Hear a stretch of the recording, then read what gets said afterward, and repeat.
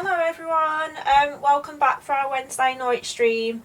Obviously we talk about IBD, autoimmune health issues and the impact of your mental health. We are back to IBD today from last week we was talking about autism, which was slightly different.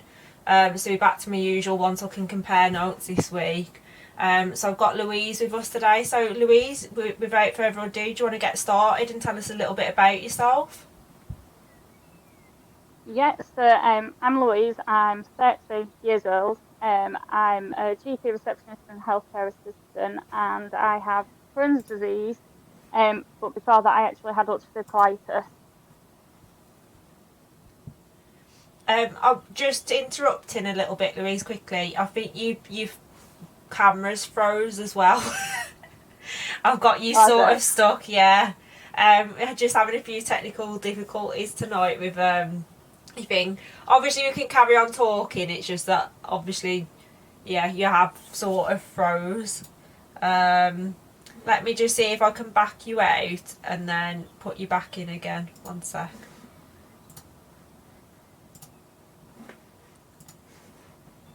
Right, we're just going to see if we can get the screen working again. No, I think we've lost you. Can you hear me, Louise? I can hear you, yeah, we've just Okay. got a black circle. Yeah. I can't get your video back. You've disappeared altogether. I don't know if you maybe want to try just leaving the server and then coming straight back in again. That Yeah. might work. Sorry about this, guys. We literally it's been fine for a few minutes and then it just seems to have gone. We'll try this. If not, we've at least got the sound anyway. Ah, perfect. Cool. I There we can go. see you. Cool. Right. Okay. So you were saying about obviously you've got Crohn's and colitis, so you've got a double whammy going on. So tell us a Yeah. little bit about how you got your diagnosis. What was the process with it? So for me, it was pretty quick in a way. I started with symptoms in the October of 2009. Went to the doctors and they told me, oh, it was nothing, it was a bit of bleeding, and I had a small tear and gave me suppositories, things like that. A couple of trips to the hospital, and they just fobbed me off a bit. Anyway, by the March, I was diagnosed and on treatment. Right. Okay. So Wow. it So was the pretty third quick. time, yeah, the third time I went to the hospital, I actually got there and collapsed as soon as I walked through the doors. And I think that's when they actually took me seriously and thought, actually, something is wrong. Yeah. Bloody hell. And I was kept in overnight, blood tests, everything like that. And they did a sigmoidoscopy and colonoscopy the next day. And then they told me there and then that actually you've got Crohn's. No, sorry, you've got colitis. Yeah. So And at that point, I'd never heard of it. So with that, what sort of happened with the colitis bit going on? Was that at the same time or a little bit later you got the diagnosis, sorry, of the second one? The second one, I was diagnosed with Crohn's in Yeah. December last year. Okay. So you So sort I've of had got a 10 gap years of between. having colitis. Yeah. Yeah. Wow. Okay. So when you first got your first diagnosis, what was obviously like you say you didn't know what it was. So what was your initial reactions? And then secondly, when you got your second one, what was your reactions then? Because I imagine that was almost not quite knowing what to expect because they are very different, but at the same time they are sisters really as well. So Yeah, the first one, I remember being sat in the hospital and them saying, this is what you've got colitis. And I was like, what is it? I've never heard of it. And they gave me this tiny little leaflet. Now you get a really good book with everything and yeah, all foods to eat and everything. yeah, And I was given this little sheet that said, eat this, don't eat that, and given a prescription, and that was it. And I went home thinking, what is it? So I went onto Google and it was the basic, this is what it is, but they didn't tell you any good stories or anything. And back then in 2009, there wasn't all the social media groups like there is now. yeah, So I felt it was just sort of lonely. It was like, and then there was all the discussions about the ileostomy bag and things like that. And it was if this doesn't work, this is what will happen all of a sudden. And I was absolutely petrified. Whereas when they told me I had Crohn's, I just went, oh yeah, I already knew that. Because I've Yeah. suffered with mouth ulcers for years, even before I was diagnosed with colitis. And I was like, my symptoms haven't changed over the last 3 years, except from I've got this abscess which turned into a fistula. Yeah. And that's how they found out that I've got the Crohn's. Right. Wow. Okay. Yeah. So you've been through a bit of an ordeal over the last probably like couple of years, and really. Um, what was you like up until that point? Did you find that you was quite healthy? Like, how quick did you sort of notice it come on? Was it like all of a sudden? Did you sort of have like little twinges first, or?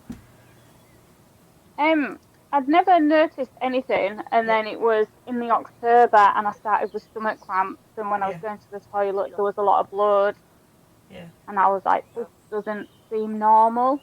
And I remember being at work and being in the toilet for ages, and the toilet was just red, Yeah. and thinking, no, this isn't right. I need to do something about it. Yeah. Yeah. And it was a case of, if I don't go to the doctors, what do I do? Because it's not normal, and I was getting more tired and more tired. Yeah. But before that, I was absolutely fine. I was fit, I was healthy, I was working full time. Do you mind me asking how old you were when you got diagnosed, Louise? I was 19. Wow, so you're pretty young then, still, really. So Yeah. was this 3 years ago? So you about 22 now, or? No, I'm 30 Oh, now. I was gonna say, right, okay, so this was quite a Yeah. while ago. Yeah, sorry. Yeah, Yeah, so I'm I was losing diagnosed. losing track of time Yeah. there. Yeah, so I was diagnosed with the colitis in Yeah, 2010, yeah, and then diagnosed with the Crohn's in 2020. So it was like yeah. 10 years between the Wow. two. Okay, right. That's why I'm getting confused. Yeah. So, um, did you find that around the times of your Crohn's diagnosis, that did you go and have a look more on social media at that point and notice it had started to change a little bit, or what was the Yeah, situation with that? I was finding that obviously with things now them been different, and Yeah, obviously the problems I've got now are different, and the yeah, medications that I'm starting yeah, are different to the ones that I used to be yeah, on. Going online and just looking and actually talking to other people that have been on them drugs and the side yeah, effects and things, it makes you feel so much better. Just yeah. being One able to hundred talk to percent. somebody else that relates to it. Yeah, no. To be fair, I'm sort of lucky in a way that I got diagnosed quite recent, although I've been showing symptoms for like 5 years. And the first lot of meds I got put on, went into a forum on Facebook and was like about to start this treatment for mild Crohn's, because I'm very lucky mine is mild, and even at mild it's still horrible, so I dread to think what you go through on a daily basis. Put in these tablets, and ironically, Jen, who I interviewed a few weeks ago, straight away popped up and was like, oh hi, it sounds like we're very similar, I'm about to start the same thing, blah blah blah, and our journeys, in fact we were just talking just before I come on here, and our journeys have been very same. And she's a hairdresser actually, ironically as well, so it seems like we all find each other now. So it just proves the power of social media to go and then find not only other people with IBD, but other IBD sufferers who are like in the same profession and God knows what, I guess, as well. Um, Yeah, and it's a way of supporting each other doing that job as well. Because like I know I yeah, gave up hairdressing because it was too much for me, and because yeah, I was off sick for so long. Because yeah, from being diagnosed in the March, I had my first operation done in the June, and I had a total colectomy, so my whole of my large bowel removed in a ileostomy yeah, bag. yeah. So So I had surgery really quickly. do you, so with that, I, forgive me for being a bit ignorant, but I get really confused around the whole pouches thing, because there's like a J pouch, and then people can I've got have one of them as well. okay, can you talk to everyone at home, because I find this really interesting, because obviously like I have sort of looked a little bit online, but if I'm honest, sometimes you can end up spooking yourself into thinking about all what might Yeah, happen. I know Joe a few weeks ago, he'd got a reversible bag, but his is being made permanent. So can you sort of talk to yeah. people a little bit about those sort of operations, I guess, because it's so fascinating some of the stuff they can actually do, really. Yeah, so for me, I was told that I needed an ileostomy bag, Yeah, because the treatment that I'd been on yeah, wasn't working, it wasn't holding up, and yeah, I was just flaring up constantly. yeah, Um, I got told I was getting a cut from the top of my stomach to the bottom, and I was like, I'm 19, not a chance this isn't mm, happening. So I met with my another surgeon, who is mm, now my surgeon, who was, yeah, we'll do it all keyhole, it's fine. yeah, So they gave me a temporary ileostomy bag. yeah, So they took out my large intestine yeah, because it was just awful. I had my operation on the Friday, yeah. and he told me that if I hadn't have done by the Monday morning, I wouldn't have been here anymore because my bowel would have perforated from Wow, the inflammation. Yeah, wow, so it was lucky. I came out of theatre at 11 o'clock on the Friday night, so I yeah, was really lucky. yeah, But my bag was always going to be temporary. I yeah, always said I'll have it, but I don't want it forever. yeah. Because back then it wasn't talked about, there wasn't the pictures on No, social no. media or anything, and it was an ileostomy bags for old people. Whereas Yeah, now yeah, it's not everybody has them, and younger, older, you go on holiday and people have them, and it's not a taboo subject. Whereas it was back then. Um, so that was my first operation. I had the bag, which I got used to. The second one I had, which I've got a C-section scar. yeah. Not from having a C-section, it's where they went in to create the J pouch, which is they use your small bowel to make a fake large intestine, and it's in the shape of a J, hence why it's a Okay. J pouch. Yeah, Um, that then has to heal and everything. And then my third operation, they removed the ileostomy bag and they connected the part of the J pouch to my rectum and just yeah. stitched it all back together.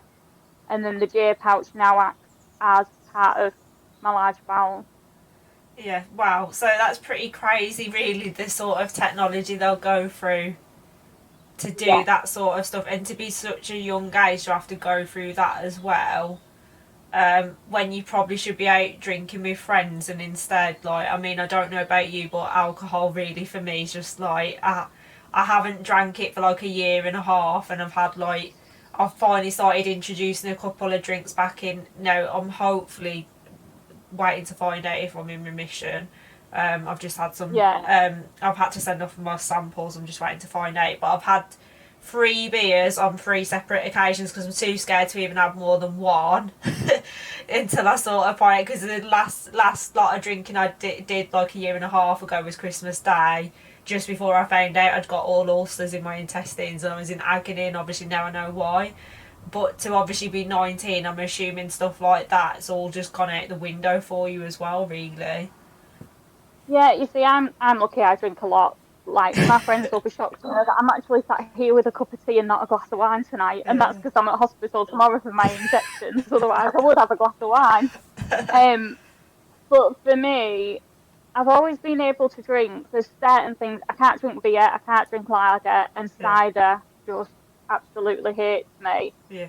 But things like wine and spirits, I'm absolutely fine with. Yeah. So I think I am quite lucky because I know alcohol affects a lot of people. Yeah.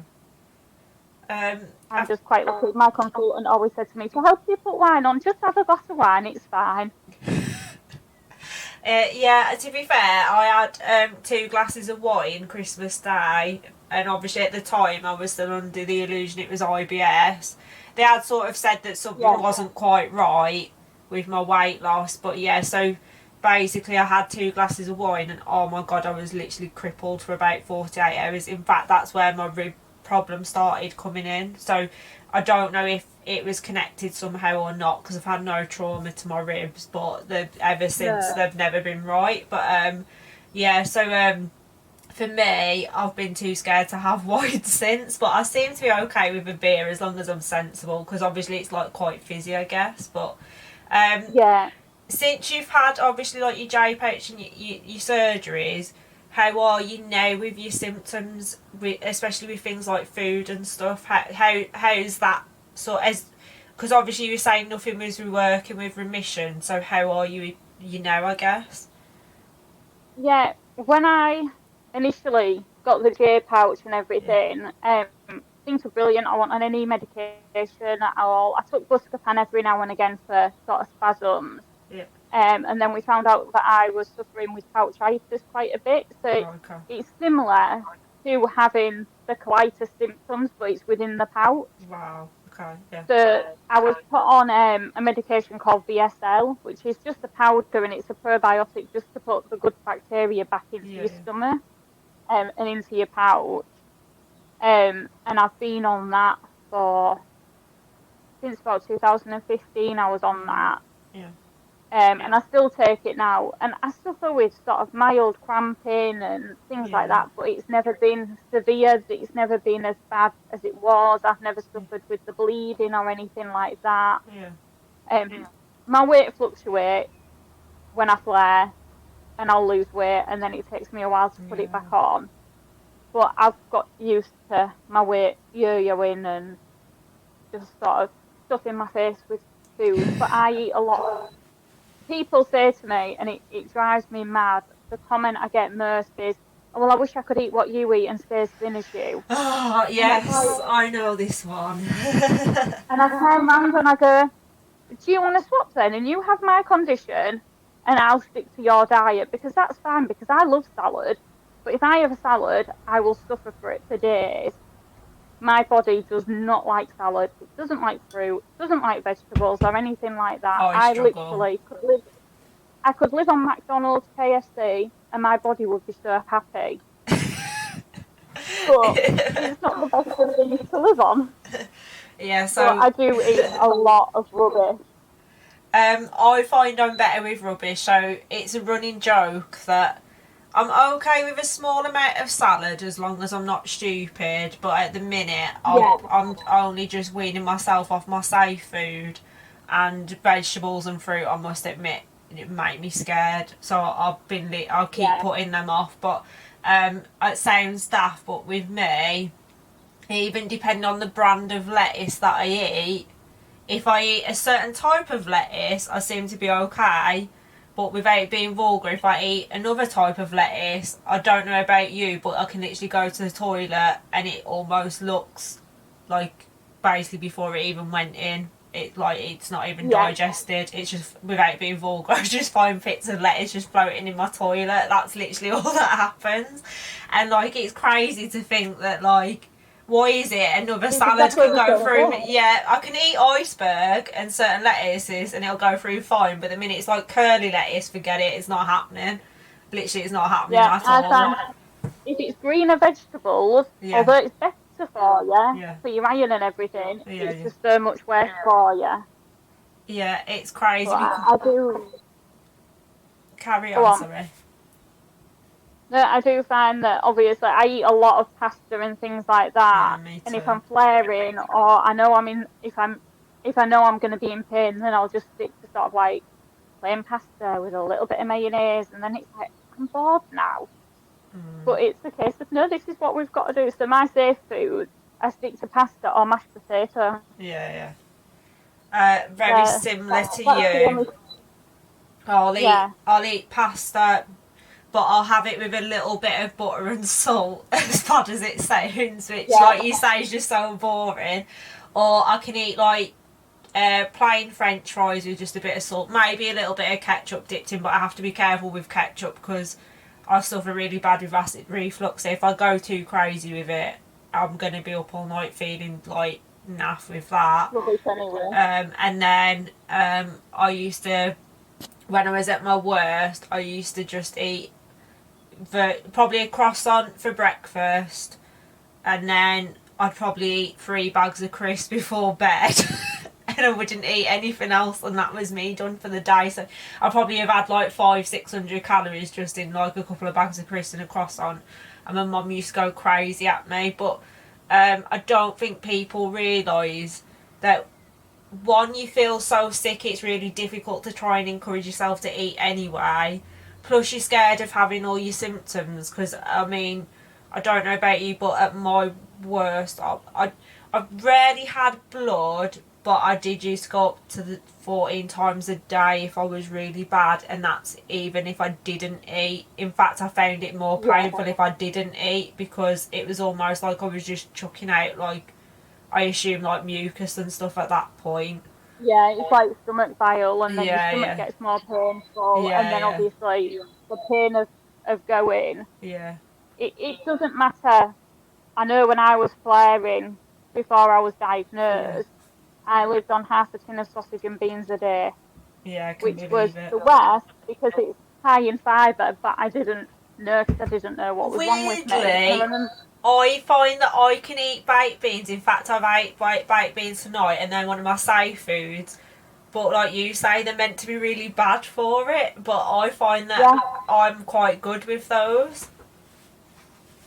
yeah, I didn't notice the difference when I stopped. So when I was first diagnosed, I just carried on because it was Yeah. the only thing that I stomached, and I used to just because I was put on steroids when I was first Yeah, diagnosed, yeah.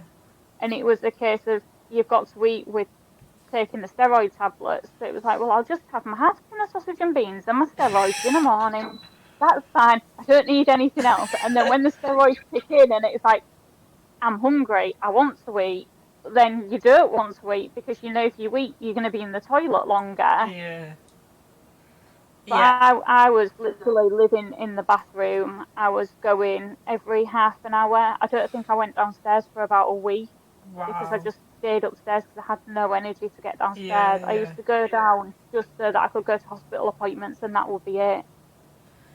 Yeah, that's crazy. I mean, for me, just being a mild case, I often, if I have a flare up sometimes, if it's in the middle of the day and I'm at home, I'd run a hot bath and try and get into the hot water to Yeah, try and ease the cramping, and with my rib as well. And I've got to probably a 2 hour point, and thankfully my taps are the sort of taps you can kick on and off, and I've been kicking them yeah, on and off because I'm too knackered to even get up to like get myself out of the bath, and the bath's getting cold, so I'm just keep kicking it until the point where obviously I can't add any more water in.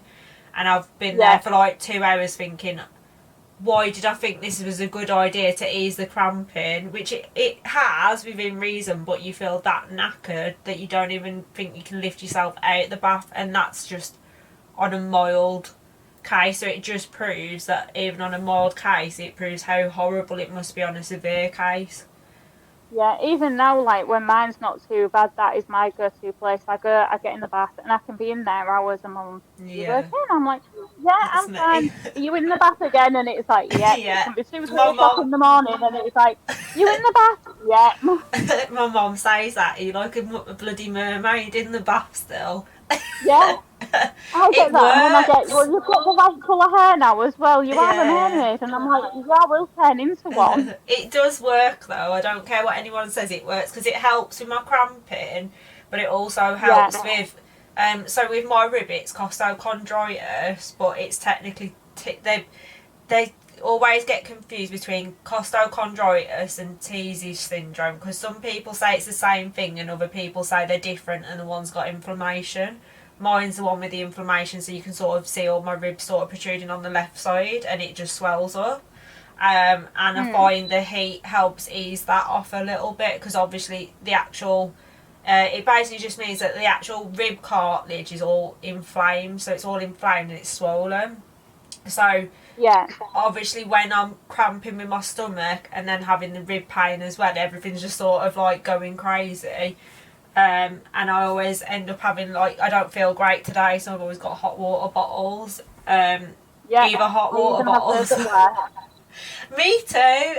My friend bought me for Christmas, you know, the ones that are the belts that strap around you.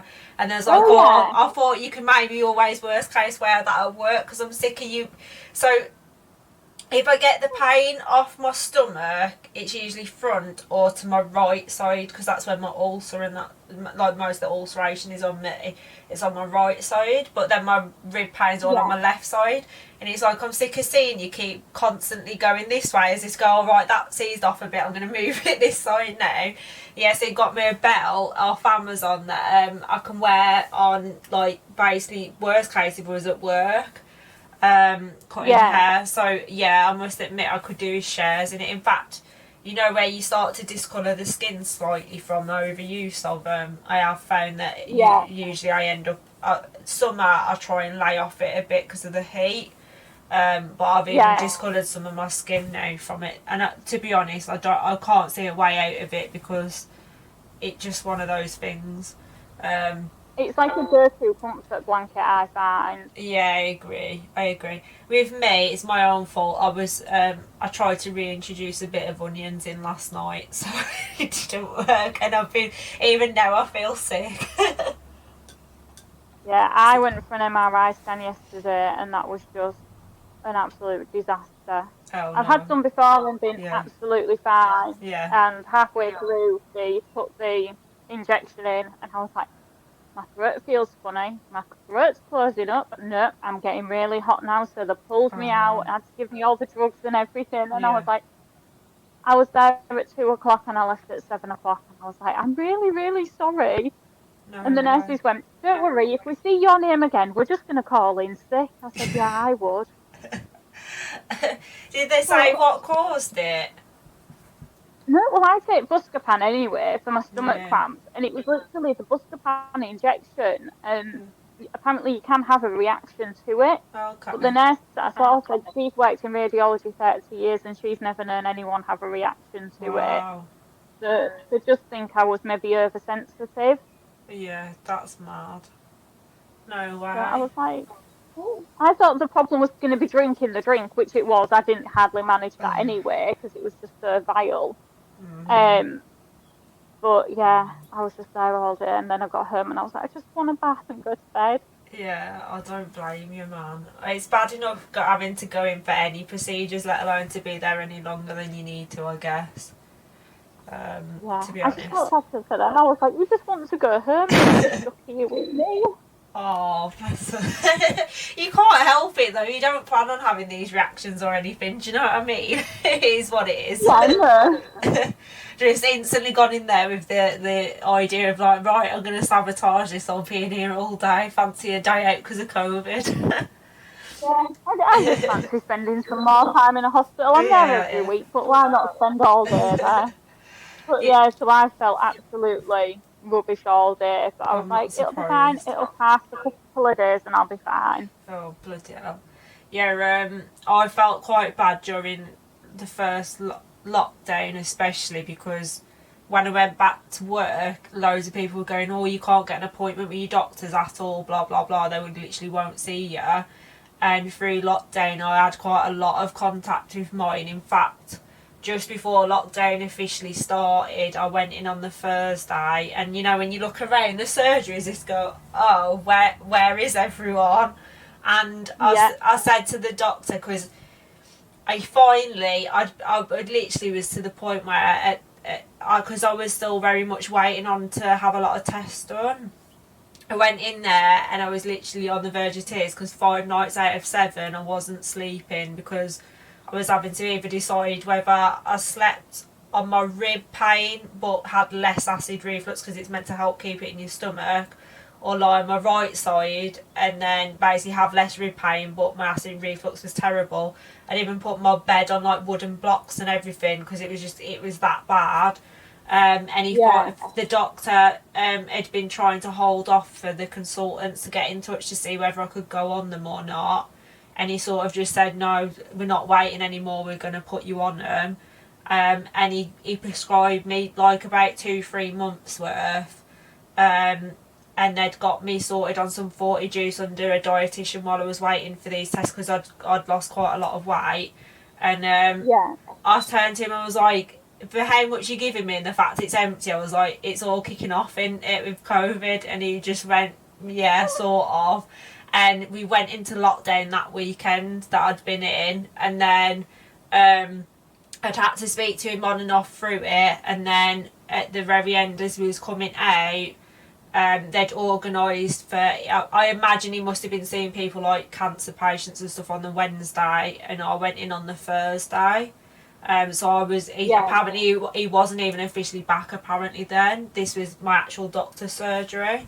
And And like when I went back to work, they was all going, "Oh, I can't get in at the doctor's," and I'm like, "Oh my god, I feel so bad because I've been speaking to mine throughout," and then obviously having to go before and after.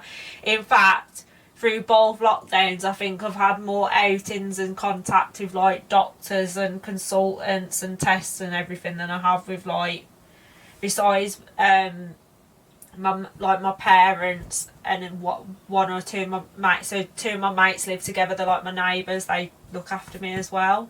So besides them, I've literally had more contact. In fact, to be fair, even with those, like I've probably still had more contact with like GPs and God knows what. To be fair, so when people were saying, "Oh, I can't get seen," I was like, "Oh, like I'm just not gonna say anything because I feel quite guilty that I I've get that a lot. Yeah. And it's always, I sit there and I'm like, well, I work at a doctor's surgery. Yeah. You can get appointments, but just everything's over the phone because we can't have the people in. And I don't think people realise how much cleaning we have to do after each patient's been in. Just in hairdressing, let alone in a doctor's surgery, do you know what I mean? Yeah, everything just took so much and takes so much longer.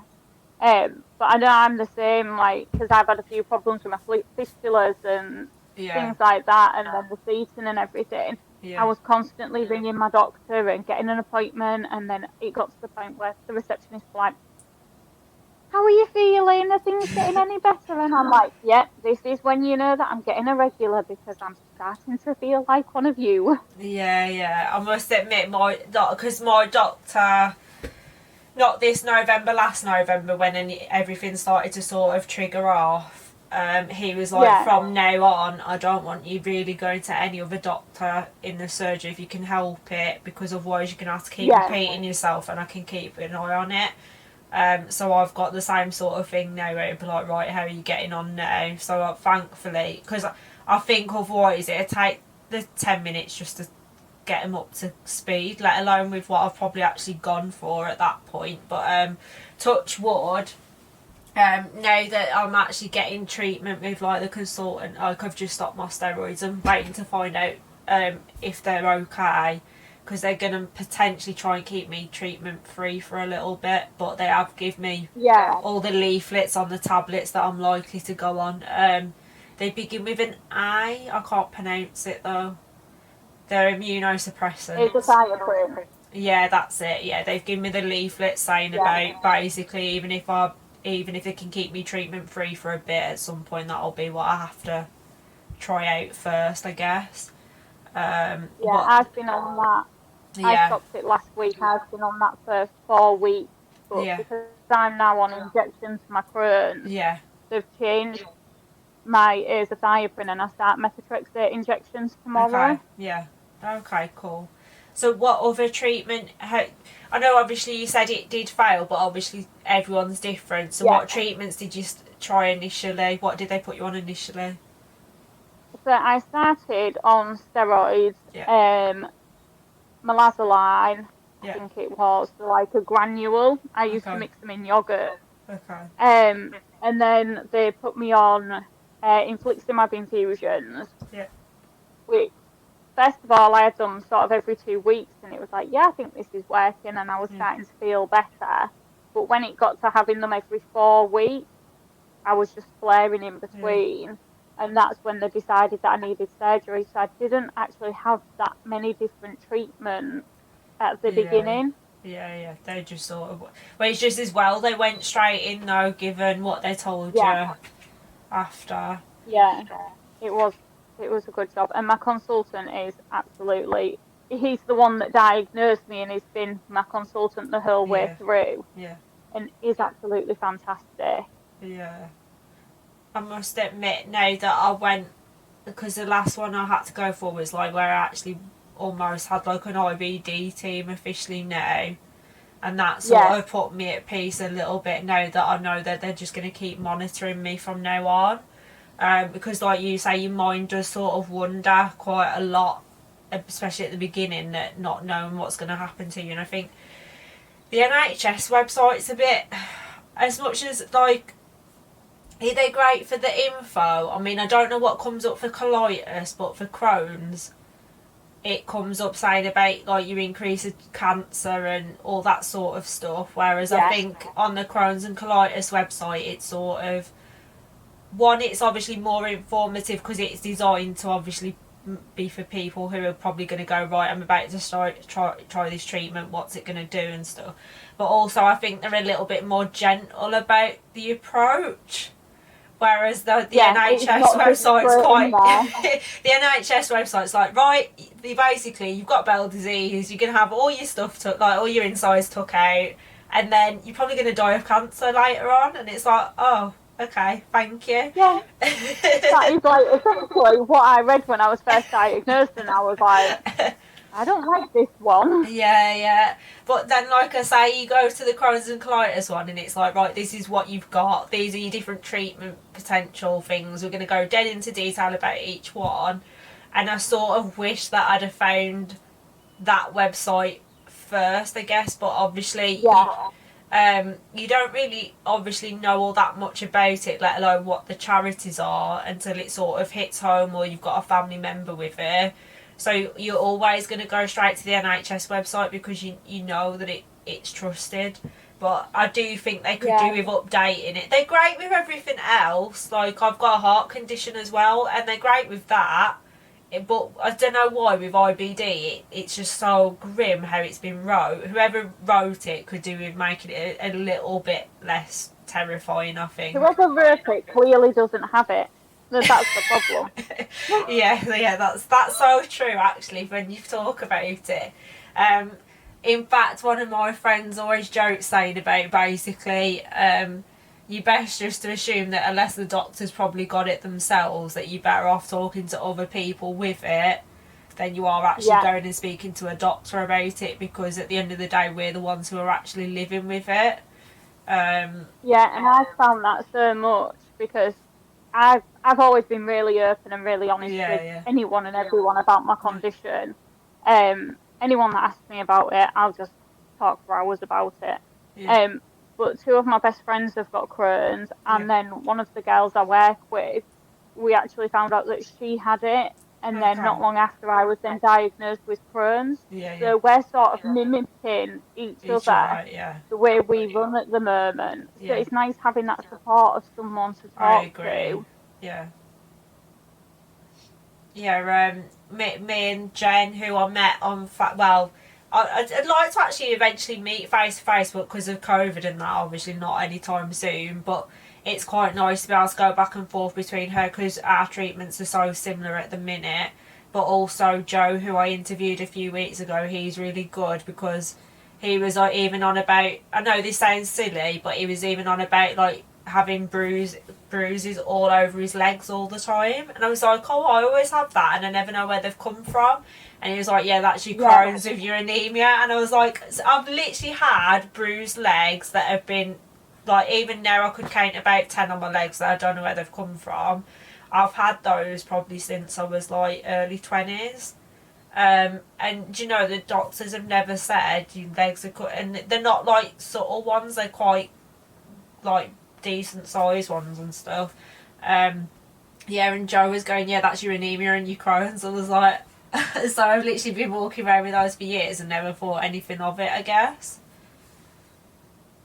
Yeah, I used to suffer with bruising a lot, but then I went on to iron infusions because I can't have the tablet. So since then, but I noticed that I do bruise more when I'm due, when my iron levels are going down. It's like, maybe I need to get this iron infusion a bit quicker. Yeah, literally, I always joke because I had to try physio a few weeks ago for my rib, and straight away I said to him, I know full well tomorrow I'm going to look like I've had like domestic abuse, it's going to look awful. And lo and behold, I've literally almost got like handprints in places, because obviously physios have to be somewhat rough to do the job.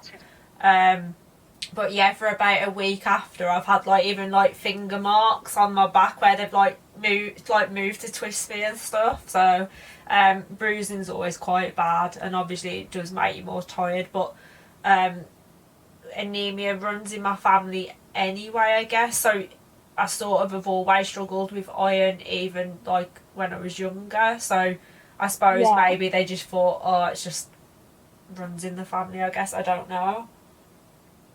And not thought anything of it to see if it's Yeah. anything else that's causing it. Yeah, but I even had the little rash that you know, like the pink purpley rash that people can get with it. I think it's nicknamed leukemia rash, but it can even be for like people with like iron deficiencies and vitamin deficiencies. I even had that at one point, and stupidly I saw it while I was having a shower, and thought, oh, what's that? That looks a bit odd. Sent a photo to my mum, and she was like, "Oh, I'm not sure. I've never seen anything like it." And she was like, "Give it a few days, and if it's not gone, maybe speak to the doctor." And it disappeared after a week. So I thought nothing of it, but I'd kept the photo on my phone. And then obviously eventually when I'd gone to my doctors, I was like, oh, I had that, I think it was in the September, and then I was really ill in the November, which is when they started triggering it all off. And he was like, yeah, that would be a sign that your iron's like dropping really low. And I was like, oh, so I've literally even had rashes and gone, oh, it'll probably disappear soon, it'll be fine. So, And it's surprising that when you've got something, you'll just think, like, you'll get something, you'll think, oh, it's just related to that. I'll just ignore it, it'll be fine. Yeah. I think for me as well, because I've been having symptoms for 5 years and they just kept telling me it was IBS, and it was because I could never find a trigger food. They put it down to like stress and anxiety and stuff. So, because when I finally did go in, I'd actually gone in for a potential chest infection, and it was like, you definitely ain't got a chest infection, but you ain't going anywhere because we want to know more about your weight and other symptoms you've got going on. Because at the time I'd been having nosebleeds every morning for 3 weeks. I kept waking up with blood in my nose. And I think they said I'd lost roughly about 20% of my body mass since I'd last gone in. And they said, you haven't been coming in, you haven't been here for 2 years, and when we last saw you was 9.5 stone. You know, like I was just around 7.5 stone when I went in. And they were like, did you not notice your weight? And I was like, well, yeah, but I haven't had an appetite and I haven't felt like eating, and I'm sort of scared to eat, I guess, almost. And then I said, I'm self-employed, I work a lot of hours, so I just assumed that I was rushing around all the time on the go, barely had chance to eat, and then when I was eating I wasn't really in the mood for it. So obviously if you're not eating as much, you just assume it's that. But obviously eventually when I had to see a dietitian and they started making me like eat a bit more, that's when I probably started to really notice, actually, you know what, even when I'm eating, the weight doesn't seem to be coming on. And then it takes a lot to get it back on. It took a year to get a stone back on. I'm about 8.5 at the minute, and that was with like 240 juice a day and everything. And when I went in the other day, I was going, oh, I'm really happy I put like a stone on, and the nurse was laughing, going, most people ain't happy to put weight on. I get that. Everyone's like, oh, I'm on a diet, and I'm like, yeah, I am the other way to put it back on again. And I also used to have the same as you, where they go, oh, I'd love to be able to eat, and I'm like, where do you think it's going? Because if it ain't staying inside you, it's going somewhere, ain't it? And also, I don't know if you had this one as well, because especially working in a salon, I'd have people come up to me and go, oh, you've lost weight, you look well, and then eventually it was, oh, you've lost weight, you're starting to look ill, don't lose any more. It's like, that's because I am ill. Are you okay? Yeah, and then you get, are you okay? Because you really don't look very well today. And it's like, got out of bed, I've done my makeup, I've done my hair, and I've dragged myself here, and that's taken enough. Yeah. Please don't make comments. It got to a point in the end, and I probably still do it now, I was rolling out of bed and literally, thankfully, because of COVID, I can get away with not really having to put much makeup on, maybe just my eyes. But it got to a point in the end, I was turning up in like, we wear like work t-shirts, but I was putting my joggers on because I was just in that much pain, and it was my only way of getting to work because I'm self-employed as well. So it was sort of like, hello, whoever's just dropped in, saying hi, hello by the way.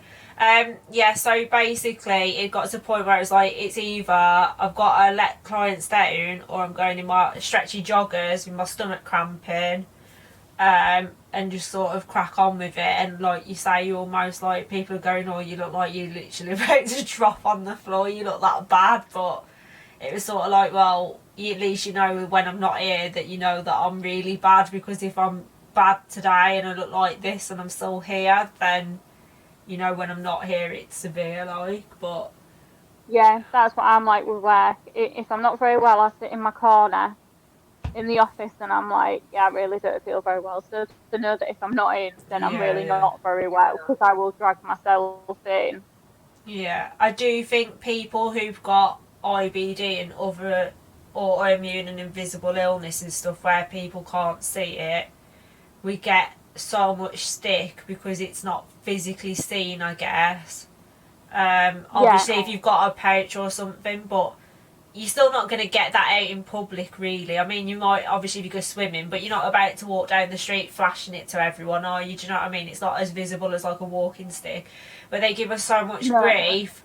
But on the whole, I'd say we try so much harder because people don't understand the pain levels we can be operating at. Yet some yeah, people and will the amount get of a time, cold and be off for like 2 weeks. yeah, and the amount of times people go, you all right? And it's just easier to go, yeah, Yeah, I'm yeah. fine. Yeah, then go, actually, now I'm feeling rubbish today. Because actually, I don't want the sympathy. I just want to get on with it. Yeah, yeah, I agree with that. Like, if I'm moaning, I don't, same as you, I don't want the sympathy when I'm moaning. I just want the right to moan a little bit, because, you know, when you just need a bit Yeah, of a rant and then you feel better. yeah, Sometimes I wouldn't do that to like clients, but like a best mate or something, I just like, can I just have a quick rant to you? Have a quick rant, and then right, I feel better now. I'll get on with it. yeah. Just to win for 5-10 minutes, just to get it out your system, and then it's like, Yeah, right, I can yeah. get on with the day now. That's fine. Yeah, because I feel like you say, like, you will have people go, oh, it must be so hard for you, it must be this, it must be that, and it's like, well, it is, but, like, treating me like a wounded puppy ain't gonna make me feel any better, is it? Do you know what I mean? So, No, and there's two options, and it's what I always think is either the disease can rule me, or I can rule it and make sure that it doesn't control my life, and that I can get on and live a normal life like yeah, everybody else does. And that's the way I've always thought about it, which has probably helped me a lot in the way that I yeah. deal with it. Yeah, when I was first sort of told that it was probably what I was facing as a diagnosis, I didn't take it well, to be fair, but and it starts to get to a point where you letting it define you, and then I think eventually you stop feeling sorry for yourself, and you sort of think like it's you're still who you are, it's just now a part of who you are. But it took me quite a while to sort of get back round to that, and then I think going and setting like this stream up and then the support I've had off people has made me realise that actually, not that things happen for a reason, but I don't know, I guess you find the strength from somewhere to like go, right, I'm going to turn it into like it's something negative, but I'm going to turn it into something positive, I guess. Yeah, and that's the way you need to do it. You can't let it take over, because otherwise you're just going to sit at home miserable all the time.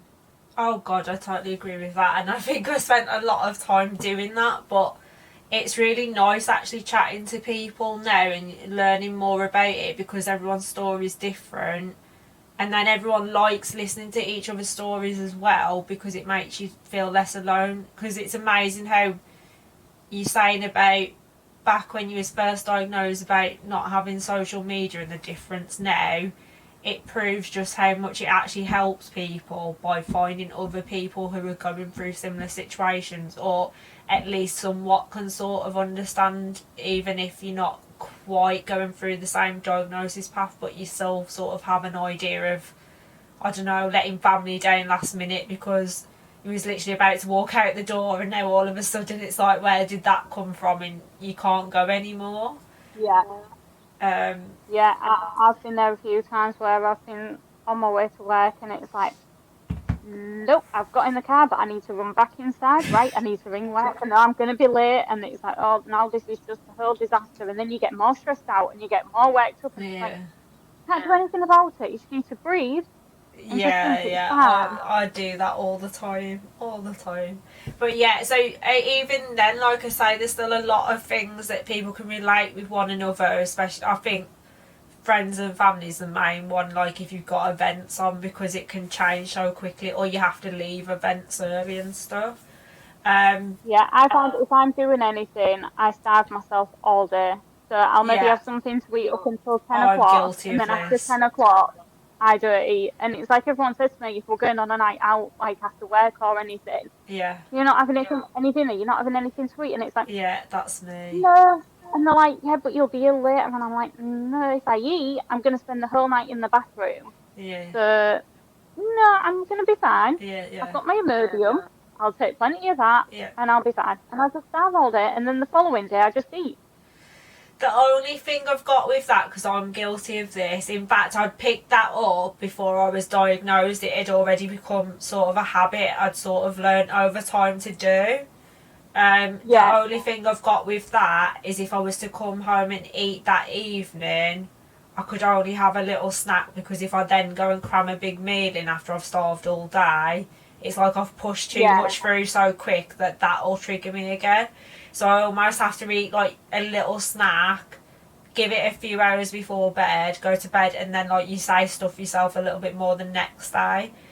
Because it's almost like I'm full of air because there's nothing gone in, and then all of a sudden it's like I've shoved it all through, and it causes chaos and really bad trap wind, and I'm in agony and doubled over, and I think you sort of learn over time stuff that is going to make you ill and isn't, and then when you start talking to other people, it's weird actually how you'll sort of actually somehow come to the same conclusions that, right, if I don't eat, I'll be okay for a little while. But I don't think that's quite a healthy one. So, but yeah, I definitely do that as well. Yeah, I'm definitely guilty of that. Obviously, when you was diagnosed at 19, do you mind me asking how you've been in terms of like relationships and things like that as well? Because obviously some people are in relationships when they've been diagnosed, and then other people might still be single. So how have you found with your Crohn's and colitis with relationships? So when I was diagnosed, I was living with my partner at the time, and his family. That didn't end very well. Yeah, okay. So he was there when I was diagnosed, and it was fine. Yeah. But when it came to me having the surgery and having the bag, I think at 19 it's a lot for a guy to deal with. Yeah. And we split up not long after. I think we split up maybe the June, July time, not long after I had the bag, and I moved back home. Yeah.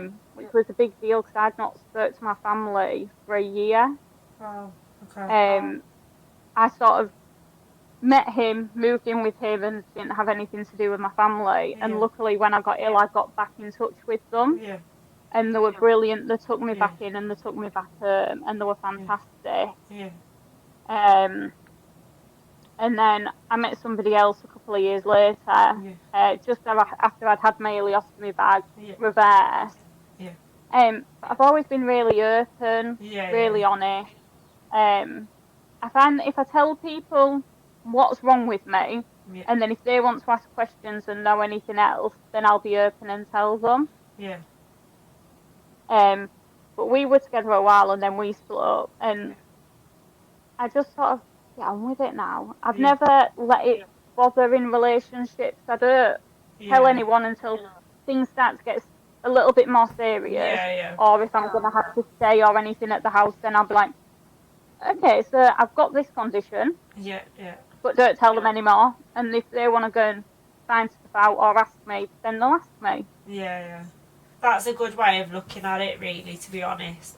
I found that because I was sort of with someone at the time when I started having it all hashed back up, and I had a comment towards the end that was something that it was great. He would sit with me when I wasn't very well with a blanket, but you know, when you can tell that at the time looking back, I was obviously in a flare up, and I'd had about 2 weeks of hell, but then 3 months worth of it, like probably one day out of the month I'd have a good day. Other than that, it was like, it wasn't quite as severe, but it wasn't right either. And then I never really come out of it until they've actually given me steroids. So I would probably say that I've not been right for about a year and a half, to be honest.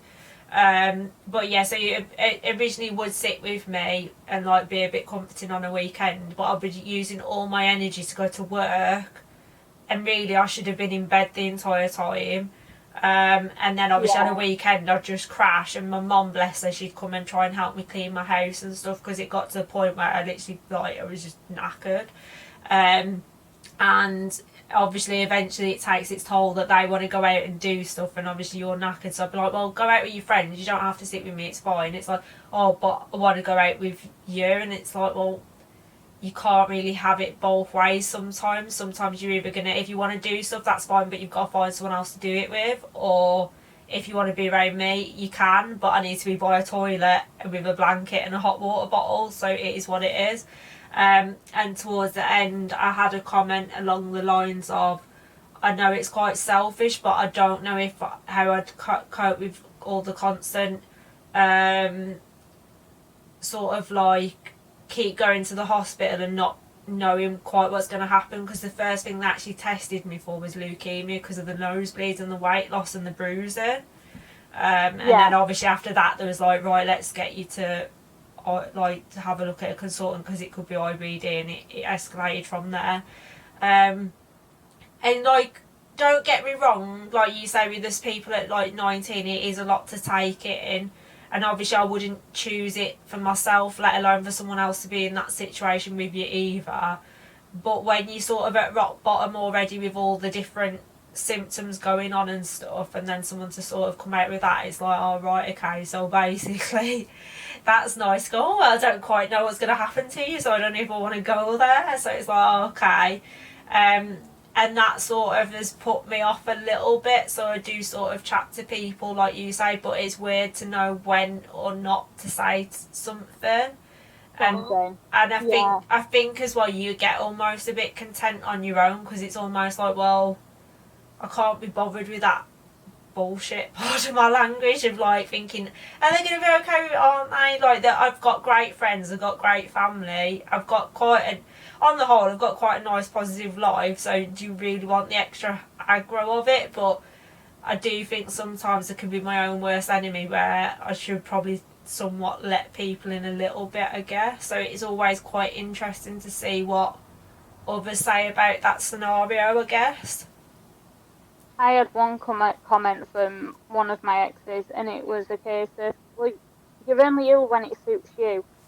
And I was like, no, I'm not. But I've for had me comments to actually like work that. myself up to do something, I will prepare myself. But if it's a case of you just want to go out for the day, and I've had a stressful week at work, and I feel absolutely shocking, then no, your body tells you when you need to rest, and you need to listen to it. It's not a case of, well, actually, you want to do something today, but I can't be bothered, so I'm going to blame it on my illness. I was made to feel like that all the time. Like, when I look back with my ex, although he didn't mean to do it intentionally, I do think a lot of the time he thought I was just being a bit lazy, or I was making my symptoms out to be worse than they were. But and then that makes you feel worse. Oh yeah, you literally the guilt all the time, and like not being able to partake in like family meals because of being scared about eating or not quite sure what to eat. Because for me, I'm very limited on what I'm eating still. I'm only just starting to introduce stuff back in. And like I say, I tried onions last night. Only a tiny amount, because I had a feeling that it might be one of my bad foods, but I thought I've got to figure it out somehow. And then lo and behold, like, I'm still cramping now. So but you've got to prep yourself up to even try foods, and I don't think people realise that even that alone's like a big deal to just try it. I literally had probably about that much sort of amount of onions yesterday, and like I say, I can still feel it cramping even now. So I don't think they quite realise sometimes just how what it is. But yeah, I've definitely had it's convenient for you. I've just had some comments come in saying, that sounds real harsh, having that issue for over a year. Yeah, I think it's quite common. Like, so some people I've spoken to on Instagram have said that they've been remission free for like years, and then they'll have like a bad time, and then other people will say that it seems to be a lot more consistent. It doesn't really go. I don't know about how you found it, Louise. Like, when you have a flare up, how long would you say it lasts, or would you just say it just doesn't go until they give you treatment? Yeah, see, for me, except from that first flare up, I've not, except for my pouch flaring every now and again, I've never really had any major flare ups. Like, even when I was diagnosed with the Yeah, Crohn's, I've been really lucky yeah, that I've just had the normal stomach cramps, but I've always just, I think I've just got used to it and managed it with painkillers for yeah, yeah, years. yeah, That for me, I've just sort of got used to it. A couple of days, they'll give me antibiotics and then I'm fine again. yeah, So I am probably really lucky yeah, compared to a lot of people. Like my friend suffers so badly and yeah, she can be months, and until she's been on steroids and been on this and been on that, yeah. and then she starts to feel better again. Yeah, yeah. I must admit, I think if I hadn't have took the steroids, I'd still have the problem, to be honest. I Um, think they are a godsend for a lot of people. I must admit, I can understand why steroids are a bit addictive, because me and Jen were both saying, or like when I was on them, although you get like moon face and you start like, I didn't put any weight on the scales, but I seemed like I looked like a balloon, almost like, like I'd got water retention, Yeah, like bloated. Like when I looked at my legs, I looked like I got like cankles, even though I'm only like 8.5 stone and stuff. Um, but yeah, I can understand why people like them, because all of a sudden you've got energy and you feel a bit more happy and you feel more like old you, I guess. Um, yeah. Someone's put in, did you watch Marvel movies? Not quite relevant to what we're saying, but yeah, I am a Marvel fan. I do like my Marvel films. As you can see, I'm definitely a nerd, so yeah. Um, if there's anyone in the chat who wants to ask Louise a question while we've got her here, then feel more than welcome to. If not, we'll probably start to wrap it up, because it has been an hour and it's gone super, super quick.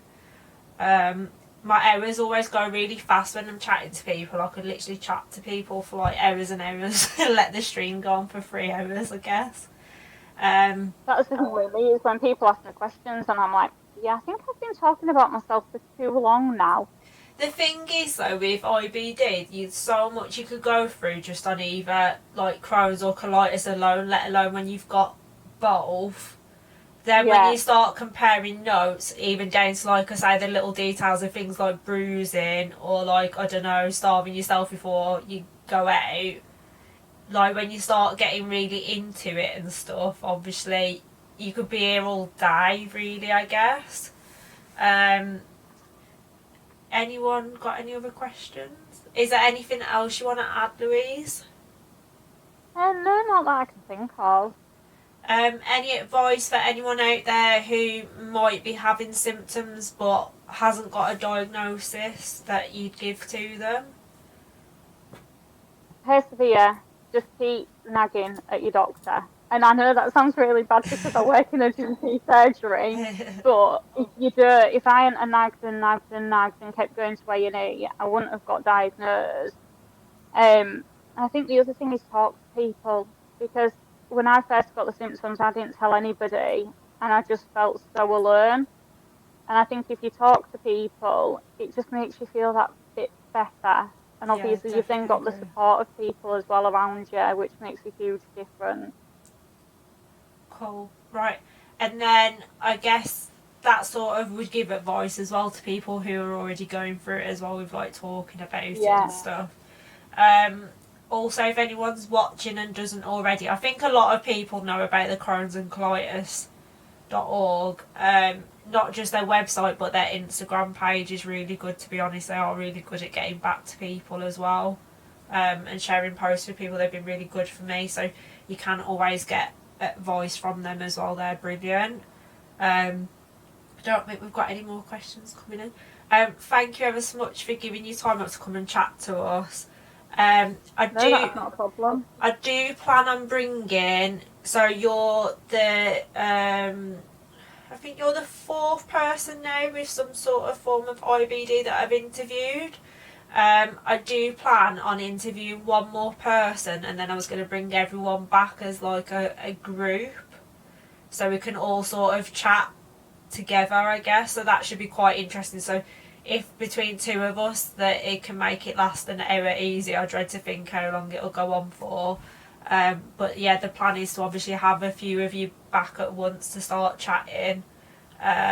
And I've got a few other things that are top secret at the minute that I'm working on.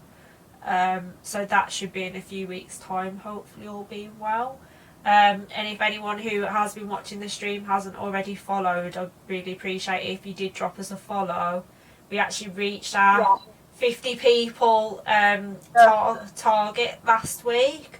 And now I've set the target to 100 in the next 2 months. So if anyone can follow it and wants to watch the streams in future, I really appreciate it. Right then, let's end the stream off. Right, so if you want to say bye, Louise, and we'll finish it off, that's great. Yeah, thank you all for watching. Perfect, thank you. Alright, see you later guys, take care, bye.